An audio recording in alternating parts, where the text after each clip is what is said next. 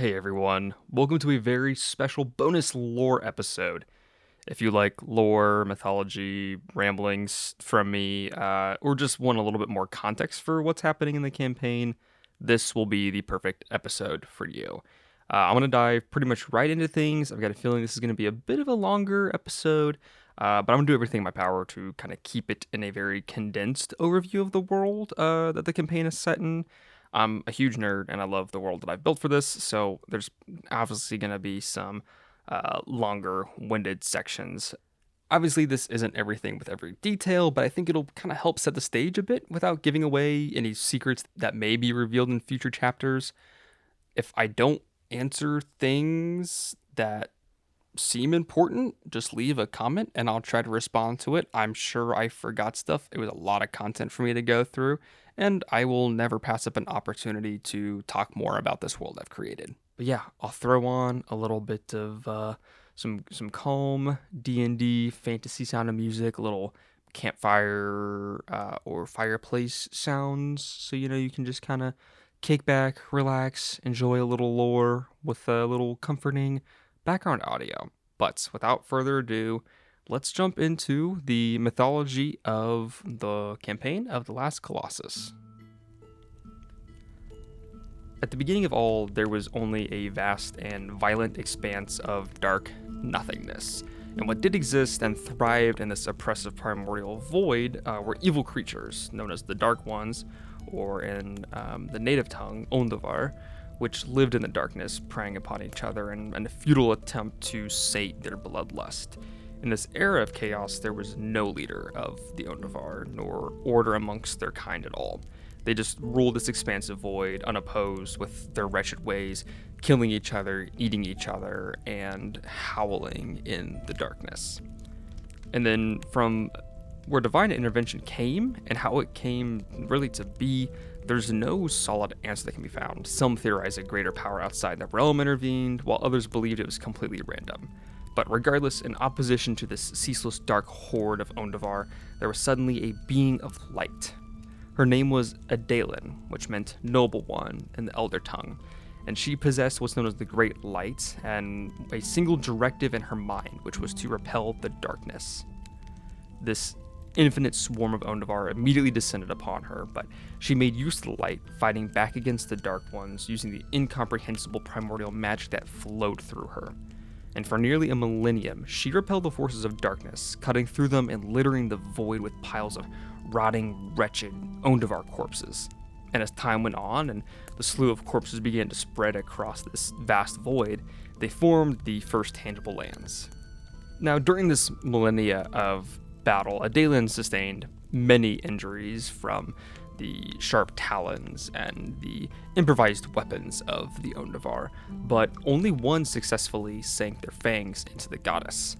And in that moment that the Óndarvar tasted the blood of Adalyn, something inside of it changed. A consciousness awoke inside of it, giving it the capacity for identity. And as the holy blood spilled into the Óndarvar's maw, it was granted a fraction of the primordial power that was wielded by Adalyn. The Óndarvar would come to be known as Den-Ondé, and he felt power welling inside of him and began to fight like a man possessed, which, for all intents and purposes, he was. He tested the limits of Adalyn's powers, and she was just barely able to keep the darkness at bay as he used this new profound power, and the army of Óndarvar just continued to descend upon her. But in the end, she was able to push back the Óndarvar, forcing them to flee into the darkness. But Den-Ondé swore to her that they would return, greater in number and power, to eliminate her light forever. The island of corpses Adalyn lived on was dark and terrifying. There was evil laughter and whispering emitting from all of the corpses. Despite the fact that the Óndarvar were dead, their evil ways and darkness and wretchedness just continued to persist even in the corpses. So to combat the darkness, Adalyn plucked out her left eye, and from the pupil this brilliant light shone forth. So she tossed the shining orb into the sky, where it became the sun in an illuminated land, and forced the retreating Óndarvar to flee even further into the shadows. Now, the power of the sun's light was strong, but it couldn't last for long in the oppressive darkness all around. So it eventually fell back towards the land. So Adalyn retrieved the eye and split it into two smaller orbs, both casting the holy light. And once more, she threw the sun into orbit, and when it began to fall, she threw the second orb, the moon, to meet and surpass it. And soon the two stayed in orbit, continually rising and falling to mark the passing of each day and granting light in every hour. As Adalyn wandered across the vast, desolate landscape of corpses, she felt an overwhelming sense of loneliness and anguish. The attempt to push back the darkness was successful, though the fruit of her labor was an ugly world to walk upon. She fell upon her knees and wept for 9 months straight. Her soft sobs flew above her and accumulated into a vast stretch of blue becoming the sky. And when wails of anguish came, they were flung to the heavens and clumped together, becoming the clouds. Now the clouds could not bear to hear the goddess cry, and they too began to weep. And soon a great flood of heavenly and primordial tears filled all the unoccupied space between the Óndarvar corpses, forming rivers, lakes, streams, and oceans. And eventually, when Adalyn beheld her inadvertent creation, the sight brought her boundless joy. She felt the light inside of her grow even brighter. And so across the new land she went, and with every step, new life bloomed. Grass, trees, bushes, flowers, all bloomed beneath the feet of the holy goddess. And the color of this newborn life caused cries of laughter to escape her, a completely new sensation. It was so sweet and pure that it caused the verdant life around her to join in with their own chorus and laughter, and soon all the living things felt the joy of Adalyn. The world shook itself with laughter until the very foundations of the land shifted, causing the creation of mountains, hills, and valleys. While Adalyn created the world, the Óndarvar continued to stay in the shadows, hiding and plotting their next attack. Chaos brewed amongst them, as their anger became targeted at one another rather than their true enemy, the light. Fighting between the Óndarvar began, they started to slaughter and consume their own, becoming stronger and angrier. And all during this time, as this chaos is ensuing even more between the Óndarvar, and after grappling with a sense of power during this time and what it meant to have an identity, Den-Ondé emerged and rose to lead the others. He twisted his words to be pleasing to the ears of the Óndarvar, rallying them together with a common cause of killing Adalyn and snuffing out the light. And so the Óndarvar made Den-Ondé their sole ruler, bowing to him and worshipping him as the Lord of Darkness. And for the very first time since the dawn of the primordial void, order thrived amongst the Óndarvar ranks. It was not just the Óndarvar that Den-Ondé brought under his command. He felt this deep instinctual desire inside of him to lead the Óndarvar deep beneath the lands.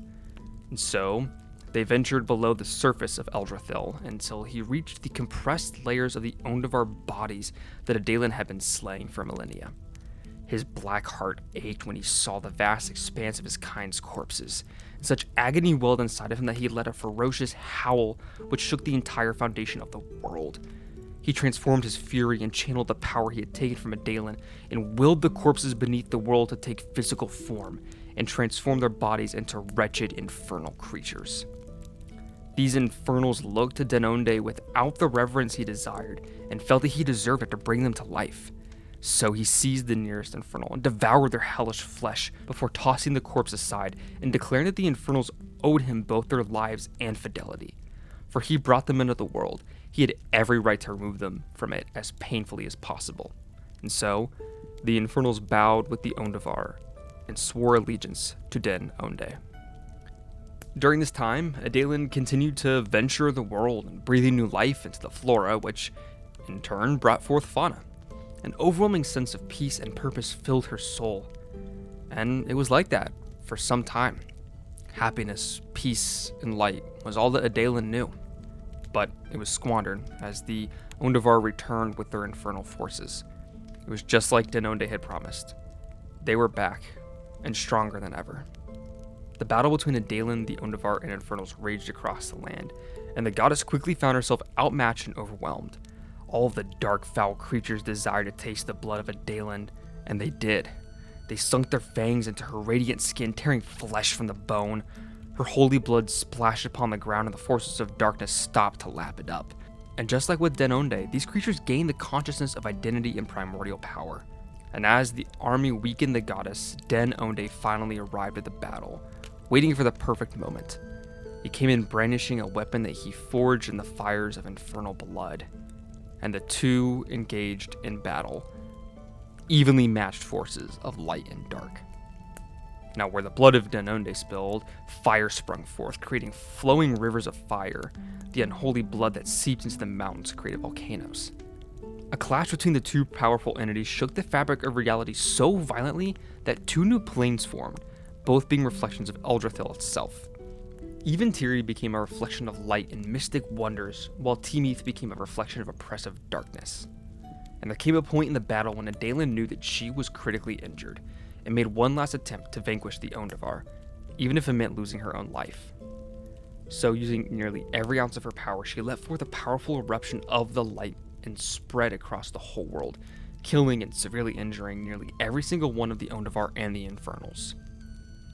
Den-Ondé himself had almost been annihilated by the surge of light, and with what little strength he had left, he gathered himself and the few remaining forces he commanded to take them and retreat into the darkness once more. He knew, despite their injuries, that this was a victory for him, as soon there would be no goddess of light to oppose him. And despite Adalyn thinking that she had some sort of victory pushing back the forces of darkness again, the holy light within her was nearly depleted, and she stood there, a weak shell of her former self, and understood that her life was coming to an end. She accepted it with nobility and peace. And she dragged herself to a forest near the site of the final battle and laid amidst newborn trees. As she felt the darkness of death closing around her, she prayed to whomever put her in this realm, thanking them for allowing her to be a beacon of hope and light. She smiled as she gazed upon the sky, feeling peace and fulfillment as she took her last breath, and the sun beamed upon her as her spirit left the physical plane. The clouds wept at the death of their creator. The corpse of Adalyn remained in the forest, stationary, and gazing at the vast leaf-covered heavens. As time passed, the body of Adalyn grew into a mighty tree, glowing a brilliant silver upon the land. And as the great tree of Adalyn grew taller and stronger than any around, it became a monument to the first goddess, creator of the world, and protector of the light. Now, Den-Ondé led his forces through a crossing into the newly created plane of Tymið. It was a dark, harrowing reflection of Eldrathil, and that pleased the Óndarvar. The Vile Ones made their home there, having true residence for the first time in their existence. No longer did they have to live in the shadows of Eldrathil. Now they had a realm they could call their own. And Den-Ondé swore to his people that soon, once they had recovered, they would return to Eldrathil and conquer it once and for all. As the great tree of Adalyn grew, her mighty roots twisted and spread throughout the world. 3 roots with the power of Adalyn would bring forth the first races of the world. One root wound around the trunk of an old elm tree until it split. Leaf and limb touched the root, and from the tree emerged an elf named Ivithar. Another root broke through a towering snowy mountain, creating a great opening in the side of it. Snow and stone spread upon the root, and from the opening in the mountain emerged a giant named Kaldor. And one last root broke through the earth and burst to the base of the volcano. Fire and flame engulfed the root, and from the lava emerged a dragon named Veldrið. Along with their inherent gifts, the primordial gods were also born with all the knowledge and memories of Adalyn, as well as her sacred purpose to resist the darkness of the Óndarvar. And they vowed to do the same. Ivithar, Kaldor, and Veldrið dwelled in the lands from which they were born, completely unaware of the existence of the others. But then one day, without warning, a great instinct awoke in each of them, calling them home to the great tree of their creator. And so the 3 ventured across the lands, witnessing what Adalyn had created and what had been destroyed by the darkness of the Óndarvar. And when they eventually converged at the tree of Adalyn, they instantly regarded one another as brothers and began to bond, telling stories of their journeys. And they decided to establish a settlement surrounding Adalyn's great tree, which they named Vordráthis. It became a beautiful home for the 3 gods to live together in harmony and bask in the light of their creator. And while the 3 lived happily in Vordráthis and continued to develop the city, they couldn't help but feel like they weren't truly fulfilling their reason for existence. So they concluded, like Adalyn herself, they were born to create life. Not only that, but they believed that it was their duty to bring forth life so they could learn the story of Adalyn and praise her. So, Ivithar, Kaldor, and Veldrið prayed to the spirit of the creator and asked for her wisdom and guidance. They were each granted a vision which instructed them to create a mortal race in their image. From wood, Ivithar created the race of Eld. From wood, Evithar created the race of elves. From stone, Kaldor created the race of giants. And from fire, Veldrith created the race of dragons. The elves, giants, and dragons lived amongst their creators in Vordráthis, helping to build up the civilization and bring glory to Adalin. But though, after some time, the groups of elves and giants and dragons decided to depart from Vordráthis and establish their own smaller settlements throughout the world. Before too long, the three primordial brothers were the only ones left there, but they felt that they had fulfilled their purpose in life. Then, one evening as Veldrith slept, Den-Ondé secretly led a swarm of Óndarvar to the dwelling of the dragon god. He whispered vile temptations into the god's ear, introducing thoughts of destruction and hatred towards his brother and turning away from Adalin's light. Within the mind of Veldrith, turmoil brewed as he attempted to fight against the dark thoughts that infiltrated his mind, and though he fought as hard as he could, the overwhelming shadow of darkness that spread in him took over. And once Den-Ondé fully corrupted the mind of Veldrith, he instructed the god to send a swarm of dragons to attack a civilization of giants. So Veldrith met with the strongest group of dragons and told them that he had been granted a divine vision within a dream that instructed them to attack the giants, as they had betrayed the light and must be vanquished. And so the dragons who were loyal to their creator did not question the command and flew from their home in the darkness of night. They targeted the largest giant civilization, Kíroths. And in the end, it was almost completely destroyed, with less than 36 survivors remaining after the attack. The surviving giants of Kíroths ventured towards Vordráthis in hopes of bringing the gods' attention to the destruction of their city. But one by one, the remaining giants were killed by dragons along the way until only one survived. The sole survivor barely lived the remaining journey to Vordráthis. And they informed Evithar and Kaldor of what had happened. The two immediately went to Veldrith, but he was nowhere to be found. Eventually, they discovered him in the volcano he was born from.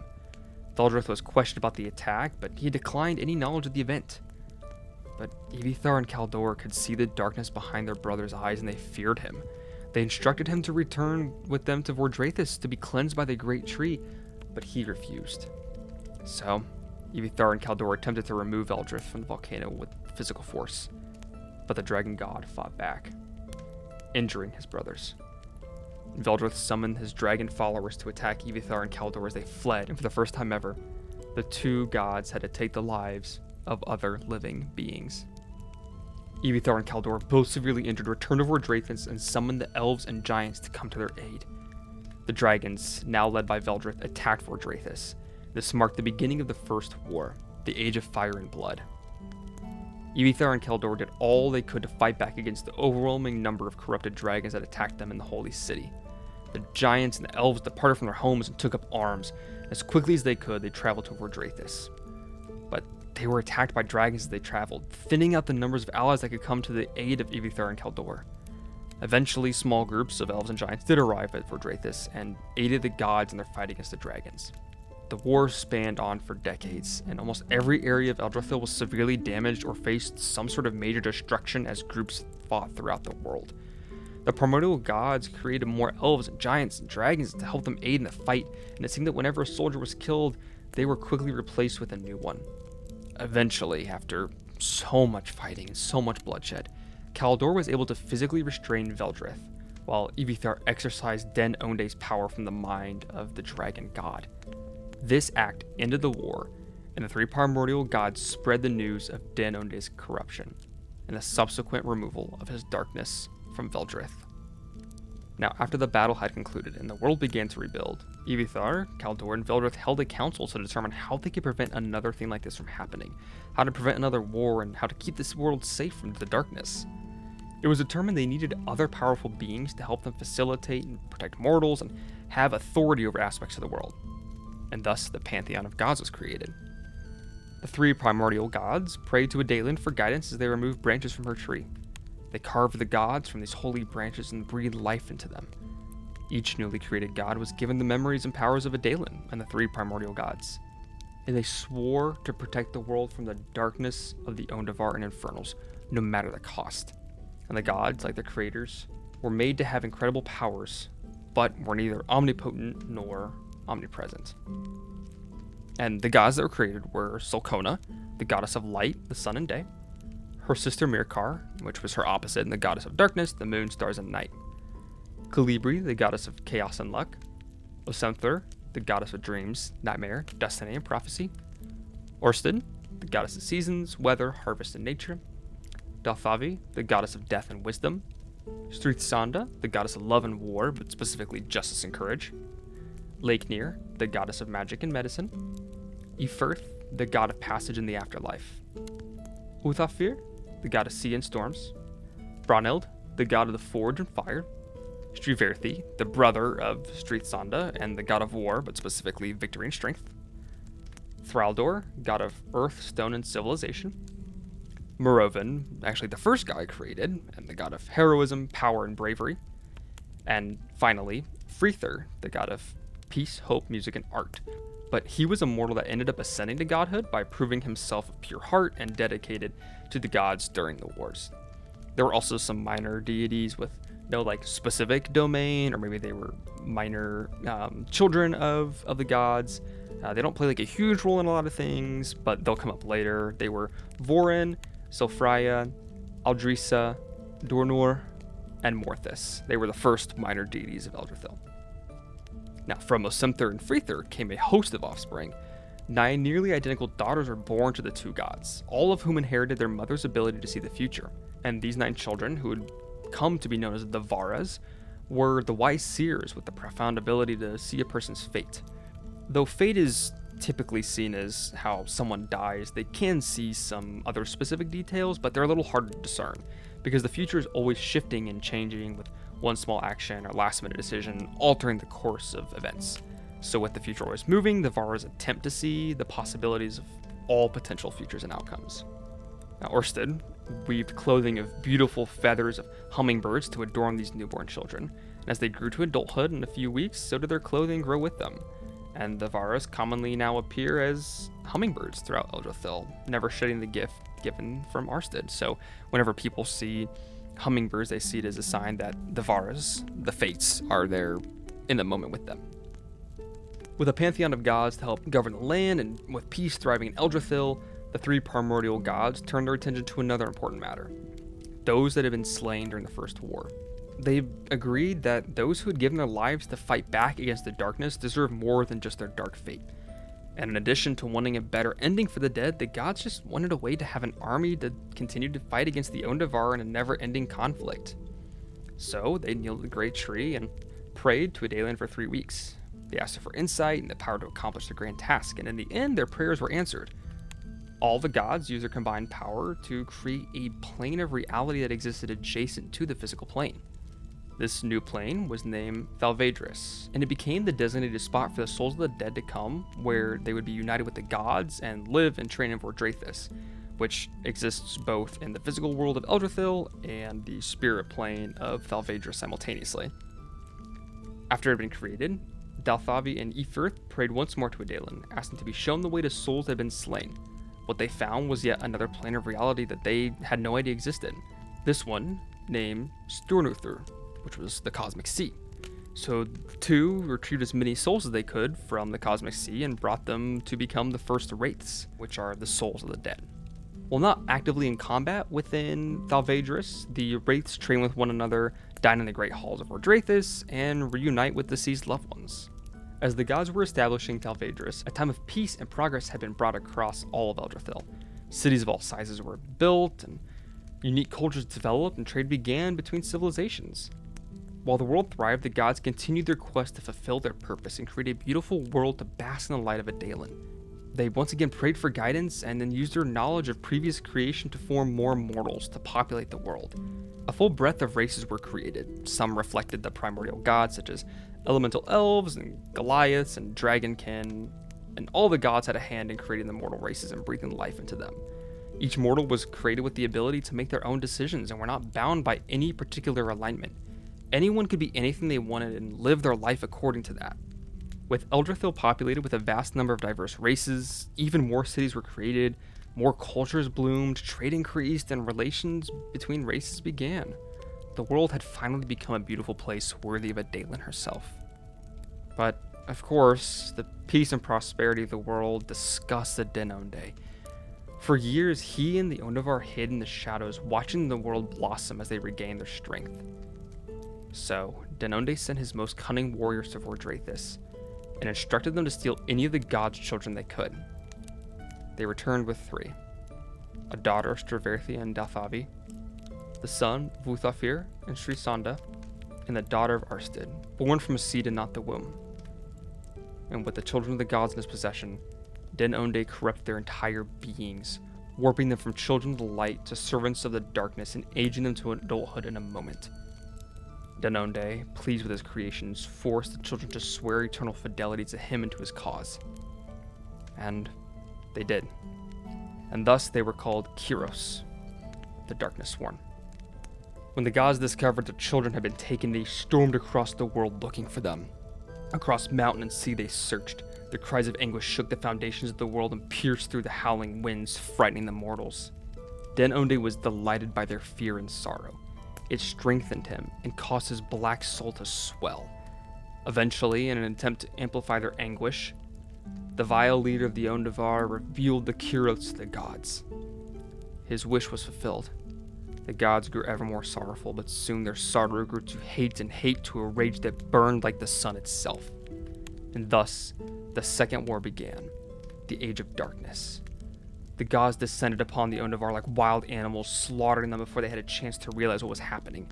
An all-out war against the forces of darkness swept across the world. The Óndarvar stepped out of the shadows of their realm and onto Eldrathil, amassing an unspeakable army hell-bent on annihilating anything the light touched. Their army was so massive that the legions of Óndarvar that flew through the sky blotted out the sun, plunging the world into a ceaseless darkness.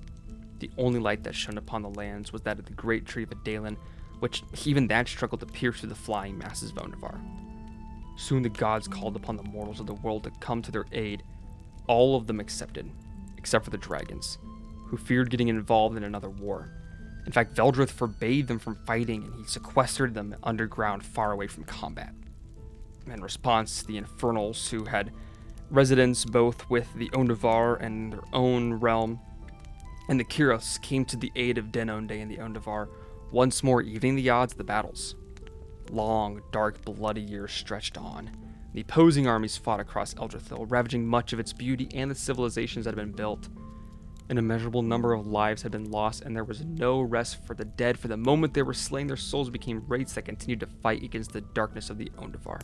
And near the end of the 5th year, Kaldor broke away from the fighting and sought out his brother Veldrið. High and low he searched, and soon word spread of the giant god's attempt to find his brother. Had it not been for a group of dragon kin that felt Veldrið was wrong in his decision to sit out the war, Veldrið may never have been found. This defecting group of dragon kin found Kaldor and found him and informed him of the dwelling which they had been secluded in for years. Kaldor pleaded for the dragon kin to take him to the creator, and they accepted. Upon entering Veldrith's domain, the dragon god descended upon these defectors, slaughtering them before Kaldor even had a chance to defend them. He soon stood in a heap of dragon carcasses and thick blood at the throne of his brother. Furious with Veldrið, Kaldor berated him, shaming him for his harsh punishment and lack of empathy. Then, like he had before, Kaldor restrained Veldrið and forced him to listen to his plea. He begged his brother to see reason and join the fight against Den-Ondé and the Óndarvar. Kaldor reminded Veldrið that what happened before wasn't his fault. But despite all of Kaldor's pleading, Veldrith's response was simple. In one word: no. Kaldor left Veldrith's dwelling feeling hopeless. He had barely departed when an army of darkness and Den-Ondé himself fell upon Kaldor. It had been a trap. Kaldor was brought here by the innocent defectors to be killed by Den-Ondé. The defectors had left Veldrið, but quickly after their minds were corrupted by Den-Ondé and were made into pawns to lure the god here. Den-Ondé and his forces quickly overwhelmed the surprised god. Even his enormous strength could not outfight the incomprehensible number of Óndarvar that attacked. And while Kaldor was overwhelmed, Den-Ondé took a hold of his mind, ready to make him a slave to the darkness. Veldrið heard the struggle and rushed to his brother's aid. He and his dragonkin surprised the Óndarvar. Den-Ondé's connection to the Kaldor's mind slipped, allowing him to take an opportunity for just a moment to break free. Kaldor, Veldrið, and the dragonkin fought valiantly against the forces of darkness for some time, but every time Den-Ondé found the opportunity to grasp the mind of a dragonkin and turn them against his creator, he did so, and he soon amassed an army of dragons under his control. All seemed lost to Kaldor and Veldrith, and they quickly became overwhelmed by the opposing forces. Veldrith was prepared to sacrifice himself if it meant a possibility of giving his brother a chance to gather reinforcements, so he gathered all of his might and drew the attention of the Óndarvar away, giving Kaldor just enough time to escape. And he did. He fled across Eldrathil to call for reinforcements. Den-Ondé mocked Veldrith, saying that he was always the weakest brother, in both mind and strength. It caused Veldrith to fly into a blind rage, and Den-Ondé took advantage of the dragon's unstable emotions. He took hold of his mind, fully warping him and his soul to the darkness. Now, Den-Ondé had the entire dragon race, the dragon god, Infernals, Kíroths, and the Óndarvar on his side. He felt unstoppable. All at once, all the forces of darkness disappeared into the shadows, as though they ceased to exist. At last, after many years, the war ended, and light returned to the lands. Though the victory was short-lived, and soon Eldrathil would be plunged into another horrific war. For the entire Frostimi, after the end of the Second War, the Army of Light waited on edge for the return of Den-Ondé and his vile army. They built up fortifications at remaining civilizations and trained as many as they could in basic combat. Paranoia swept over the land, and a great number of mortals feared that those around him had been taken over by Den-Ondé and that the Óndarvar were just waiting to strike. Baseless accusations led to violent massacres, with a great number of innocent lives just being lost in the process. Kaldor felt responsible for what he believed to be the death of Veldrith. He swore not to allow such a thing to happen again. So, in preparation for the return of Den-Ondé, he ordered the giants to work on a secret project. Some giants hewed a mighty form from living stone, while others gathered rare metals and shaped them into flexible joints and plated armor. Others inscribed runes into the inert form to give them the semblance of life. And the fruits of these labors was an everlasting guardian, the first rune of Colossus. And as the last snow of Frostimi fell, the vile forces of darkness once again returned to Eldrathil, harboring the Third War, the Age of the Colossus. The Kíroths snuck into Vordráthis, and while mighty Vorin slept, the three Darkness-Sworn stabbed the god to death. He hadn't even a moment to scream in agony, as the moment the blade descended upon him, he perished. During the chaos that ensued, the three Kíroths snuck Vorin's body out of Vordráthis and into the darkness of which their master dwelled. Vorin's death was not a one-off event. It was a synchronized attack planned by Den-Ondé. At the same time as the murder of Vorin, legions of Óndarvar and Infernals sprung from Tymið and Infernum in a calculated attack, targeting Vordráthis and any major stronghold. For some time, the battle seemed to be even in odds. Despite the mortal short time to recuperate and repair, they were determined to keep the Óndarvar from destroying their world once more. After about a month of fighting, Den-Ondé, his Kíroths, and Ildvokt, who became the king of the Infernals, found themselves in Vordráthis, facing the pantheon of gods and primordial gods. Kaldor made a vow to slay Den-Ondé and make him pay for killing his brother Veldrith. They were locked in combat, evenly matched for much time. Finally, Kaldor gained the upper hand and was a mere moment away from delivering the killing blow when suddenly something crashed through the city of the gods. A legion of dragons descended upon the city, led by Veldrith himself, whose enormous body plowed through the massive structures as though they were merely blades of grass. Veldrith landed upon Kaldor, preventing him from killing Den-Ondé. The giant god was astonished. He thought Veldrith was merely a trick of Den-Ondé, just a vision to distract him, but it was not so.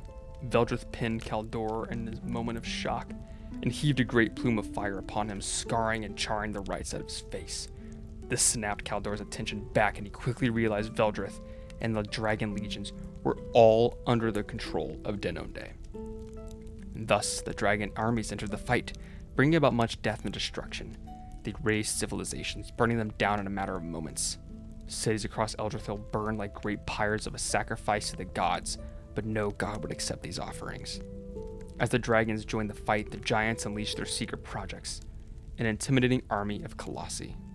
Each colossus was powerful enough to take a dragon in a one-on-one fight, and fight they did. The colossi were responsible for more dragon deaths than the gods and mortals themselves. They were a terrifying, destructive force to be reckoned with. They were deployed all across the world, from giant spellcasters, teleporting them from hidden workshops to major sites of battle. Each colossus was deployed with two giants whose main goal was to ensure that they continued to work properly and could repair it if it became damaged. So then the dragons turned their attentions to the Colossi, frightened by the sheer power and the death toll they were racking up. In the ruins of the city of the giants, Kaldor and Veldrith face each other once more. Each blow and parry of their attacks rang across the sky like deafening thunder. Blood was spilled, fire spewed, and flesh ravaged. The two primordial gods, brothers, fought for 9 days straight, until Kaldor gained a momentary upper hand.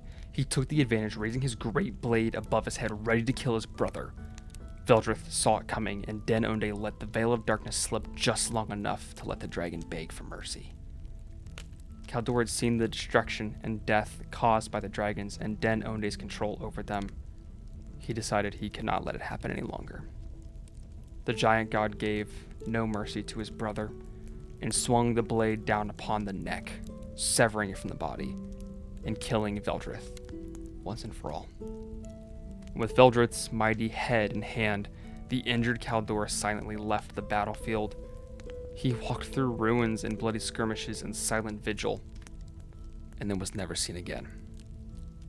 The rest of the pantheon and primordial gods fought alongside the mortals against Den-Ondé and his forces. In Nurwood, Den-Ondé fought against Mirovan, Straverthi, and Leiknir.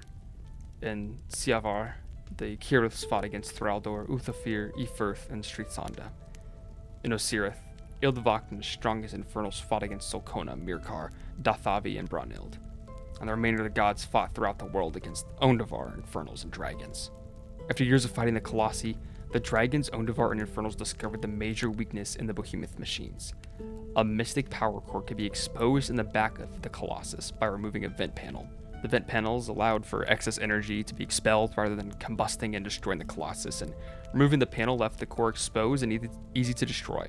So the vile creatures targeted the power cores, disabling the machines and rendering them powerless.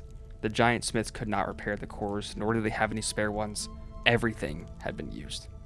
The tide of war began to turn as the Colossi were disabled and broke down in the middle of battlefields, becoming nothing more than silent sentinels in the midst of bloodshed. In Nurwood, the three gods overwhelmed Den-Ondé.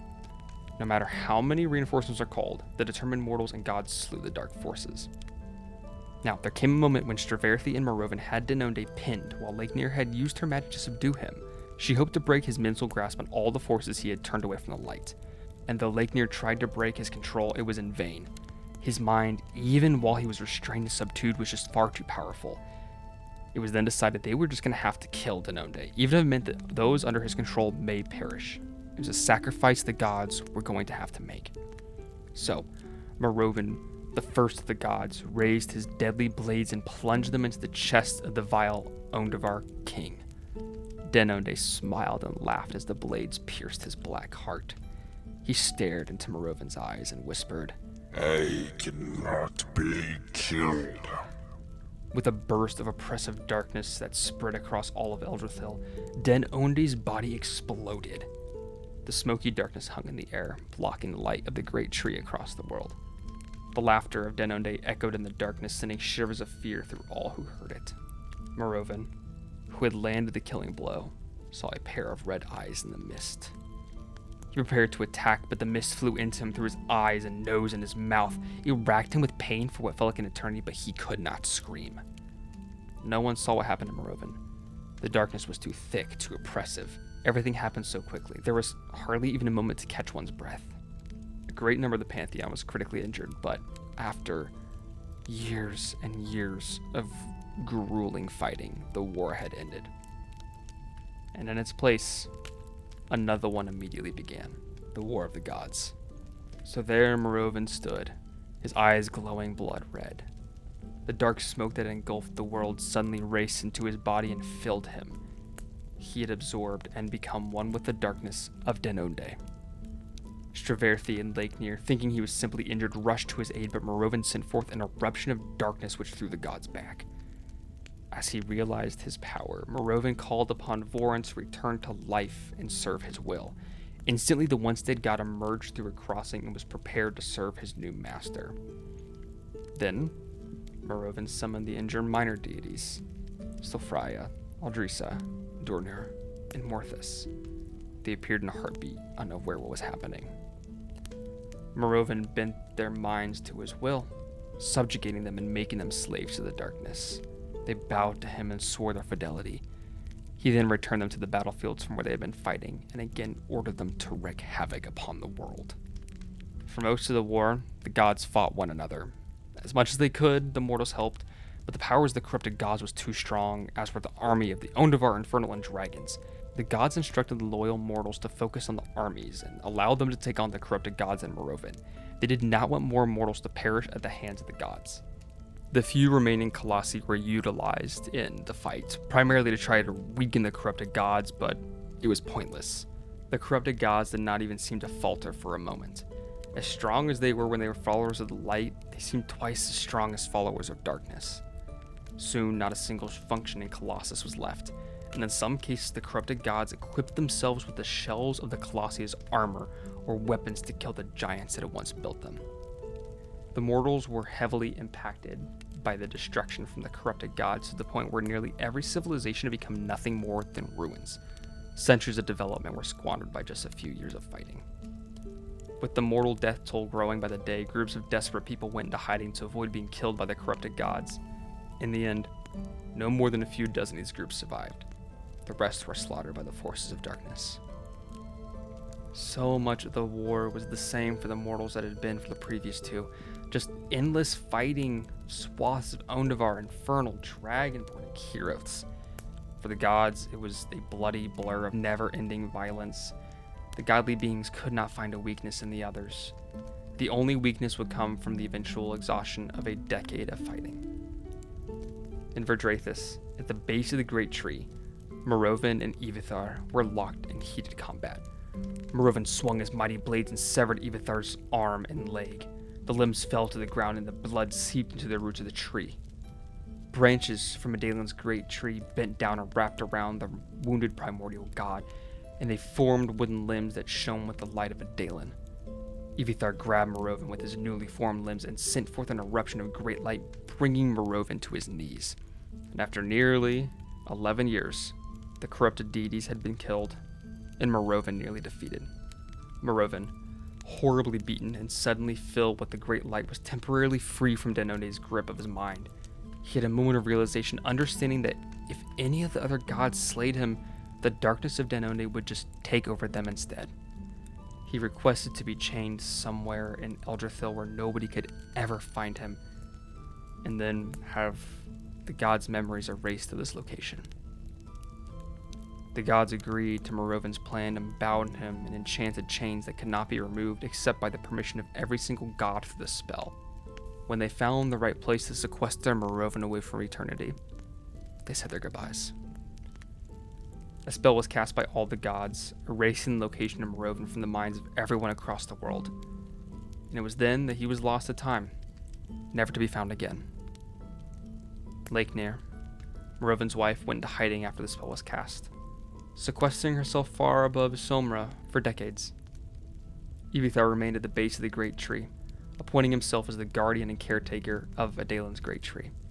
He vowed to defend it and its light for as long as he may live. Once more, a devastating war had come to an end. Everyone of all races and backgrounds were exhausted from the seemingly constant fighting. In turn, a great exodus of mortals began and would come to be known as the Great Scattering. They spread throughout the world, establishing more civilizations, cultures, and ways of life. Trade routes began between new civilizations and relations between races reforged, but it was slower than people had hoped. The immediate post-war atmosphere was tense. Everyone felt on edge, though another war would start at another moment.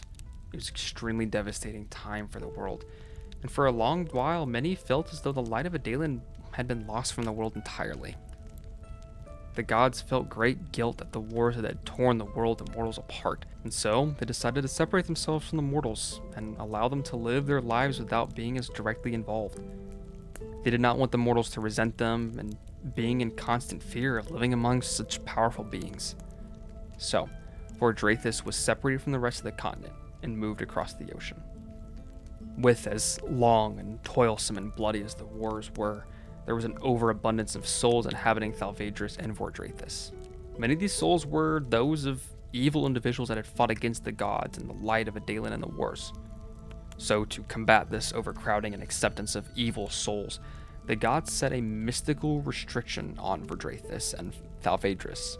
The deceased must be given to the gods by their loved ones who are willing to make the perilous journey across the Ulgaroth Sea into the newly constructed archway.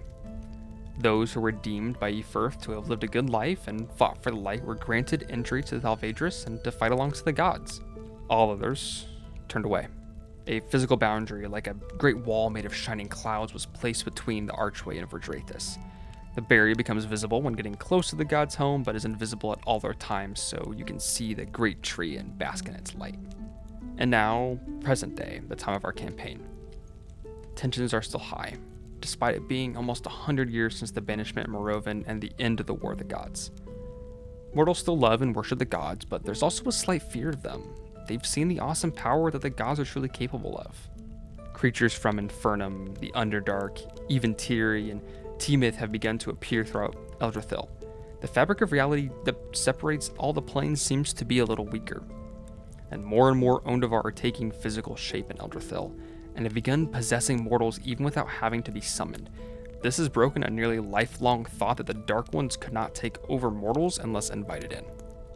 And somewhere out there, unbeknownst to nearly the entire world, is the Last Colossus.